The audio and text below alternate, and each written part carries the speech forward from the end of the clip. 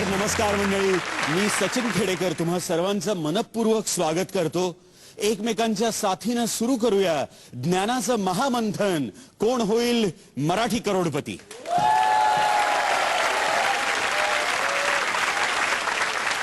मंडळी, आपला म्हणजे विशेषतः पुरुषांचा असा समज असतो की स्त्रिया या जास्त हळव्या असतात आणि पुरुष हे जास्त कणखर असतात.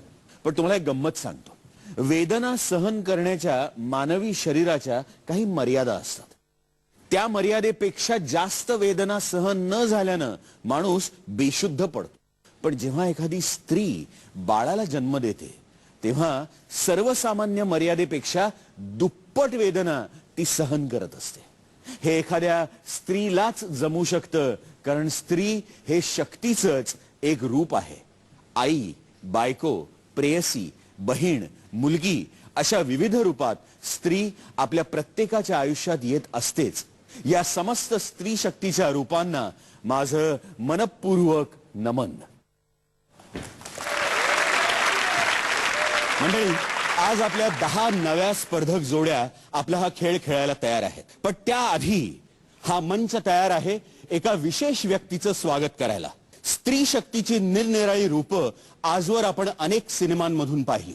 अनेक नायिकांनी आपल्या अभिनयानं अक्षरशः त्या व्यक्तिरेखा जिवंत केल्या. हिंदी सिनेमातल्या नायिका म्हटलं की एक नाव आपल्याला पहिल्यांदा आठवतं. मूर्तिमंत सौंदर्य, सशक्त अभिनय, उत्तम नृत्य कौशल्य असलेल्या या नायिकेनं भारतातल्या प्रत्येक तरुणाच्या हृदयाला धडधड करायला भाग पाडला. जिचं हास्य अजूनही तिच्या अनेक चाहत्यांचा जीव की प्राण आहे. मंडळी, जोरदार टाळ्यांनी स्वागत करूया the one and only one Madhuri Dixit यांचं.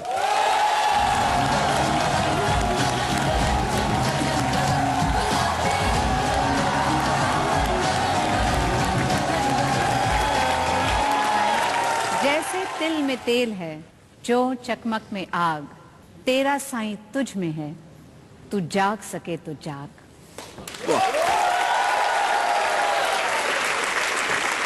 माधुरी, महाराष्ट्राच्या महामंचावर मनपूर्वक स्वागत.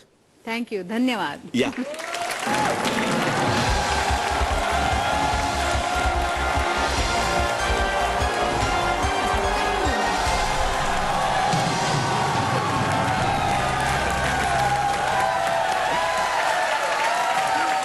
माधुरी, आजवर आम्ही गुलाबाचा ताटवा, गुलाबांचा गुच्छ, गुलाबी छटा आणि गुलाबाचं वर्णन अगदी वेगळं वेगळं ऐकलेलं आहे. पण गुलाब गँग ह्या टायटल बद्दल आम्हाला सांगा. वेल, गुलाब गँग ही एक टोळी आहे. रज्जो त्याची लीडर आहे आणि they are a group of vigilantes जे सोशल इनजस्टिसेस सॉल्व्ह करतात, विमेनला सपोर्ट करतात, दुसऱ्या बायकांसाठी खूप काय काय करतात. दॅट इज ए ग्रुप आणि ते त्यांचं काम आहे. आणि रज्जो बिलीव्स की प्रत्येक मुलीला शिक्षण मिळालं पाहिजे, कारण शिक्षण मिळालं आणि ते टूल्स मिळाले तिला की ती आपल्या स्वतःच्या पायावर उभी राहू शकते, इंडिपेंडंट होऊ शकते आणि she is not dependent on anyone. आणि तेव्हा तिचा सेल्फ रिस्पेक्ट वाढेल आणि लोक तिला रिस्पेक्टनी बघतील. आणि एज्युकेशन इज ऑल्सो मस्ट, कारण म्हणजे पुरुष आणि महिला यांच्यात जे इक्वालिटी आहे ती तुम्ही कायम करायला इवन पुरुषांना एज्युकेशन द्यायला पाहिजे टू रिस्पेक्ट विमेन. खरं तर आमचा आजचा भाग मी सुरुवात केली तो असाच होता. स्त्री शक्तीची अनेक रूपं आहेत आणि त्या रूपांच्या बाबतीत पुरुषांनी समजूतदारपणा दाखवला पाहिजे अर्थात, कारण स्त्री ही शक्तिमान आहेच. हे already empowered. Exactly. Who others to give her empowerment. Correct. पण तिला she should recognise it herself. खरंय. आणि या रज्जोच्या भूमिकेतून हेच सांगण्याचा प्रयत्न आहे. हो, ऍब्सोल्युटली. आणि ही जी रज्जोची भूमिका आहे, माधुरी म्हणून इतकी आक्रमक तू आहेस का? म्हणजे मनात आहे मी. कधी कधी असं वाटतं की काहीतरी करायचं आता इथे. बट म्हणजे just because who I am त्याच्यामुळे काय करता येत नाही. कधी कधी असं नुसतं स्माइल करावं लागतं किंवा मग आपण दुसरे मार्ग बघतो की ते कसं सॉल्व्ह करायचंय त्याला. पण रज्जो ही अशी पर्सनॅलिटी जी आक्रमक, म्हणजे जर if it comes to it ती लाठी पण उचलेल आणि ती काम करून दाखवेल. करेक्ट. म्हणजे मला विचारायचं असं होतं की ते जर मूळ अंगात असेल तर ते स्क्रीनवर अगदी जोरात येईल आणि आता ही रज्जूची इतकी महत्वाची भूमिका आणि ती जर त्या सगळ्या शेड्स सकट दाखवायची असेल तर आतून प्रेरणा सगळ्यात महत्वाची आहे. हो एकदम, कारण यू शुड फील. Correct. आणि तुम्हाला त्या सब्जेक्ट बद्दल सहानुभूती वाटली पाहिजे. तुम्ही त्याच्यावर आयडेंटिफाय केलं पाहिजे की हो you know this is what is happening in the society आणि हे आपल्याला केलं पाहिजे ते सॉल्व्ह Correct. करायला. आणि जेव्हा ते होतं मग ऑफकोर्स आपण आत्मसात करतो त्या रोलला आणि हातात लाठी आली की मग तो जोर पण मग तो येतो. जोश पण येतो. ह्या सिनेमामध्ये बरोबर चे कलाकार कोण कोण आहेत? माझ्या बरोबर जुही चावला आहे आणि पहिल्यांदाच तुम्ही जुही चावलाला एका नेगेटिव्ह रोल मध्ये बघाल. अच्छा. कारण आतापर्यंत जुही चावला म्हटलं की एक असं बबली स्वीट इनोसेंट अशी मुलगी, पण ह्याच्यात तिने एक अगदीच वेगळा रोल केला आणि खूप सुरेख केलाय. आणि ह्या गँग मध्ये तुमच्यासारख्याच आक्रमक आणखीन हो आहेत माझ्या बरोबर दिव्या, प्रियांका, तनिष्ठा, खूप चांगल्या ऍक्ट्रेसेस. बरं. आणि एवढं छान केलंय त्यांनी पण काम, म्हणजे लोकांना पण म्हणजे असं खूप मजा वाटेल त्यांना बघून. फिल्म मेसेज आहे फिल्म मध्ये, पण हा सगळा मेसेज आम्ही खूप एंटरटेनमेंट पण ठेवली आहे पिक्चर मध्ये correct. Through which, because I want people to get entertained.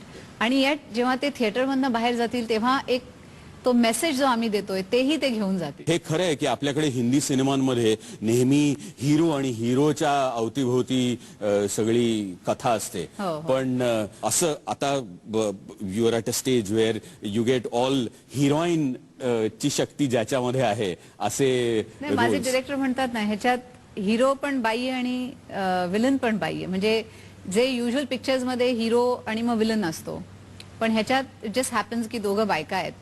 कारण कुठेतरी मला वाटतं तो जेंडर बायस यायला नको होता आम्हाला, मग ते becomes like a revenge story. Correct correct. पण ह्याच्यात कारण दोन बायका आहेत you know pitched opposite each other, तर त्याला एक वेगळाच रूप येतं, स्वरूप येतं. आणि लोक हा विचार करतात हा हिने काहीतरी ह्याला म्हणजे इट्स नॉट लाईक रिव्हेंज की ह्याने काहीतरी केलं असेल म्हणून ती आता रिव्हेंज करते, असं नाही. She is standing for her rights आणि right of all the women you know, आणि she really believes in it. आणि त्याच्यामुळे इट बिकम्स व्हेरी इंटरेस्टिंग. आणि ह्या चित्रपटाचं दिग्दर्शन कोणी केलेलं आहे? म्हणजे शौमिक सेन अच्छा. दिग्दर्शक पण आहेत आणि म्युझिक डिरेक्शन पण त्यांनीच केलेलं आहे ह्याच्यात, आणि गायले पण आहेत. So is a very multi talented person. आणि ह्या सगळ्या अगदी कितीही आपण असं म्हटलं की स्त्री भूमिका ह्यातली सशक्त आहे, पण आमच्यासाठी आणि मराठी प्रेक्षकांसाठी तुम्ही नेहमीच हिरो आहात आणि हिरो राहणार आहात.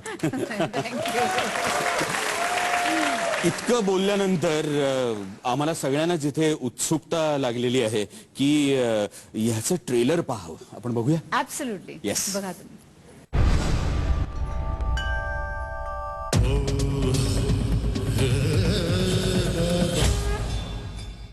हमेशा औरतों को ये कहकर दबाया जाता है कि तुम्हारे साथ जो भी अन्याय हो रहा है वो तुम्हारे भाग्य में लिखा हुआ है.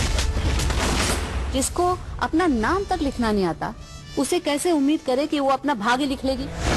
ऊपर वाली जब देती है ना रज्जो तो छप्पर फाड़ के देती है, और नीचे वाली जब लेती है ना तो पतलून फाड़ के देती है.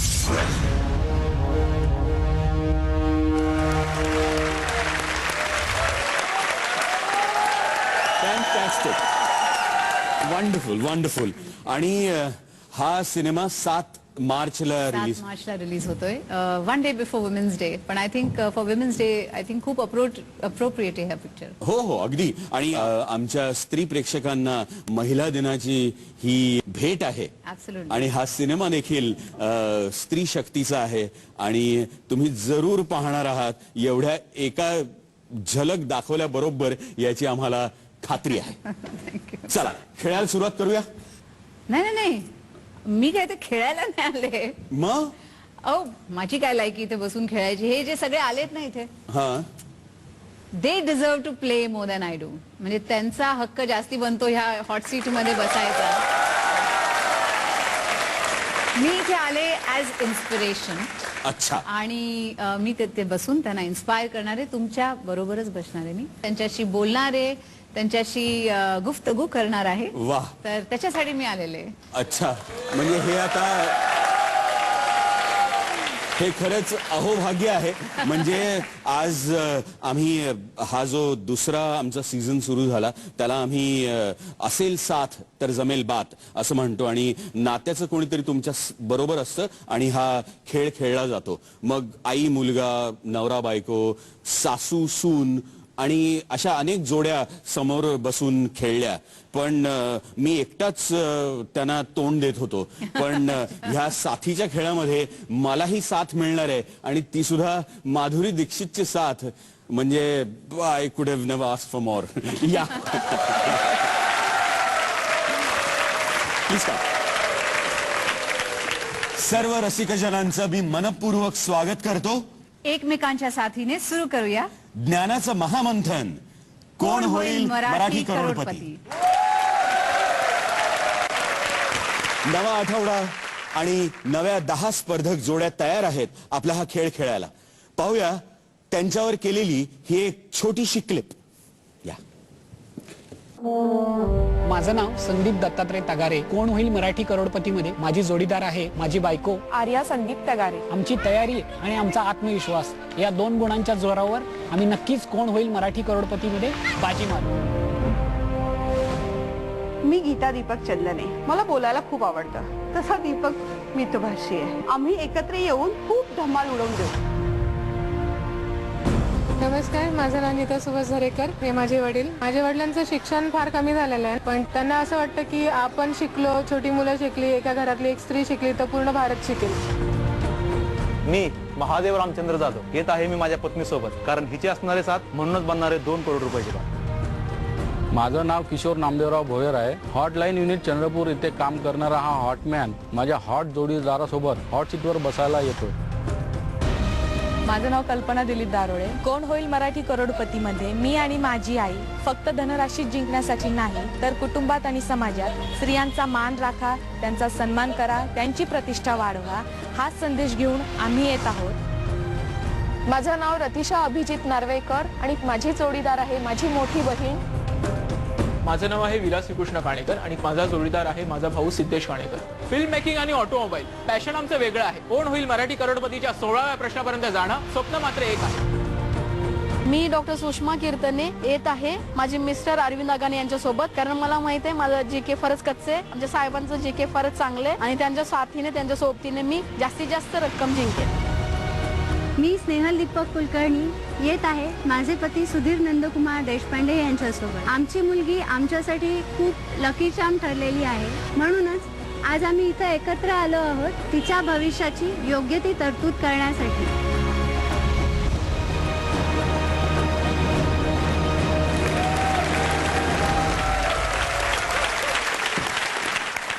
सगळे स्पर्धक तयार आहेत. या पुढचा टप्पा आहे हॉट सीट पर्यंत पोहोचण्याचा आणि त्यासाठी वेगवान उत्तराचा मानकरी अर्थात फास्टेस्ट फिंगर फर्स्ट. तुमच्या सगळ्यांचं लक्ष आता समोर कम्प्युटरवर असलं पाहिजे. तयार? तुमचा आजचा वेगवान उत्तराचा मानकरी अर्थात फास्टेस्ट फिंगर फर्स्टचा प्रश्न असणार आहे हा तुमच्या समोर. पुढील राजकीय संस्थांना त्यांच्या स्थापना वर्षाच्या क्रमानुसार लावा. म्हणजेच सर्वात आधी स्थापन झालेली संस्था सर्वात आधी. आणि पर्याय आहेत ए भारतीय जनता पार्टी, बी शिवसेना, सी भारतीय राष्ट्रीय काँग्रेस, डी महाराष्ट्र नवनिर्माण सेना.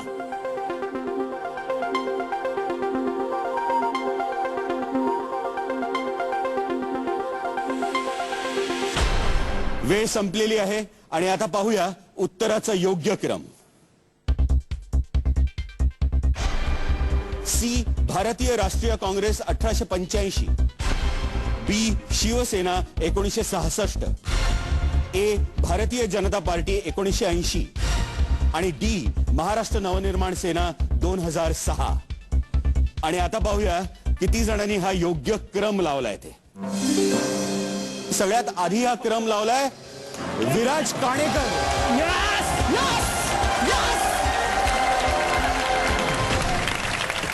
विराज, खूप खूप अभिनंदन. या, कॉंग्रॅच्युलेशन्स. सर तुम्हाला मुजरा करायचा आहे 2 व्यक्तींसाठी जे तुम्ही केलं होतं. एक म्हणजे सुभाषचंद्र बोस आणि तुम्ही आंबेडकरांसाठी एक केलं होतं. त्या 2 मुजऱ्यांसाठी मुजरा.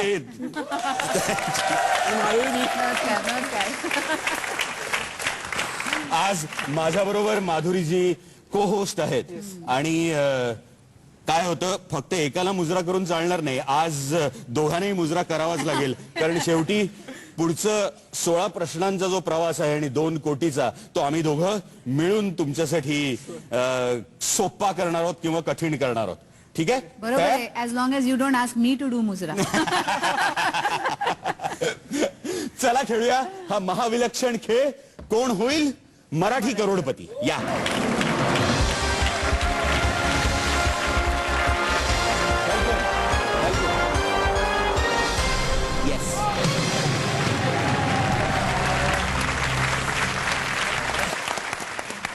माझ्या समोर बसले ठाण्याचे काणेकर बंधू विराज आणि सिद्धेश काणेकर. विराजनी MBA मार्केटिंग आणि B.Pharm केलेलं आहे. सध्या ते बिझनेस डेव्हलपमेंट एक्झिक्युटिव्ह म्हणून सोशल मीडिया मार्केटिंग मध्ये काम करतात. आज हा खेळ खेळण्यासाठी त्यांचा भाऊ सिद्धेश त्यांच्या बरोबर आलेला आहे.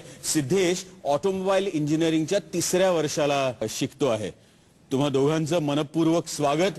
आणि आज तुमच्या भाग्यात आम्ही 2 होस्ट आहोत. कसं काय वाटतंय? असं तरंगल्यासारखं वाटतंय? सर असं ते म्हणतात ना, धगधग करण्याला फक्त गाणं ऐकत होतो. आता बघितल्यावर सर धगधग पेक्षा पण जास्त काहीतरी देतील. धगधग आणि सगळं धगधग होत आहे. म्हणजे एक महाराष्ट्राचा वाघ आणि एक चंद्र आणि असे 2 समोर आल्यावर काय होईल माणसाचं, आणि आम्ही साधी माणसं, काय होईल म्हणजे. आणि माधुरीजींना बघितलं आपोआप एक असं शेर वगैरे तयार झाला. थोडं रचला की सांगतो नंतर. अच्छा, आता मनात आहे, आता मनात आहे बाहेर पण असं थोडं प्रवासामध्ये आपल्याला अजून धगधग जरा थांबू दे. बर. आणि आज तुमच्या बरोबर कोण आले? माझी आई आली आहे आणि माझे वडील. नमस्कार. नमस्कार. काय नाव आपलं? माझं श्रीकृष्ण विनायक काणेकर. माझं सुप्रिया श्रीकृष्ण काणेकर.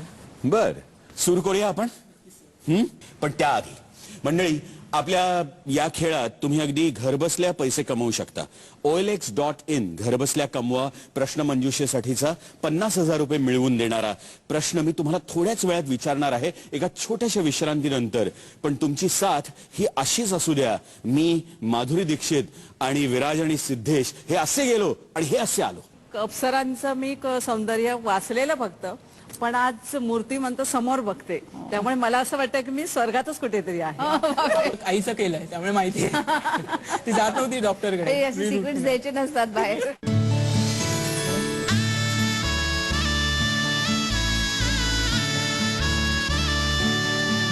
मा पुलांडू नाथी. नमस्कार मंडळी, पुन्हा एकदा तुमचं स्वागत या महाविलक्षण खेळात. मी आणि माधुरी दीक्षित मिळून तुमचं स्वागत करतो. आपण खेळतोय विराज काणेकर आणि सिद्धेश काणेकर यांच्या सोबत. आमच्या या खेळामध्ये आम्ही शुभेच्छा देतच असतो, ऑल द बेस्ट म्हणत असतो, बेस्ट ऑफ लक म्हणत असतो. पण आज तुम्हाला कोणी शुभेच्छा दिल्यात बघूया. हाय सचिन, कोण होईल मराठी करोडपती याच्या 2ऱ्या पर्वासाठी माझ्याकडनं तुला खूप साऱ्या शुभेच्छा. आणि हॉट सीटवर बसलेल्या जोडीला माझ्याकडनं भरपूर शुभेच्छा. आणि 2 करोड घेऊन जायचेत घरी. 16 प्रश्नांची उत्तरं द्यायची आहेत. Go for it. आम्हाला कल्पना आहे विराज की तू असं बडिंग डिरेक्टर आहेस, म्हणून अभिनय देव यांनी शुभेच्छा दिल्यात. आणि हा जो शुभेच्छांचा सिलसिला आहे तो 2nd सीझन मध्ये माधुरी दीक्षित यांनी सुरू केला होता. आमच्या 2nd सीझनची सुरुवात तुमच्या शुभेच्छांनी झाली होती. आणि अक्षरशः मला आठवतं की जेव्हा तुमच्या शुभेच्छा आल्या त्या अशा खुर्चीवर उडाली होती जोडी ती एकदम. म्हणजे तेव्हा तर पडद्यावर पाहून उडाले होते, आता तुम्हाला प्रत्यक्षात पाहून उडाली आहेत मंडळी.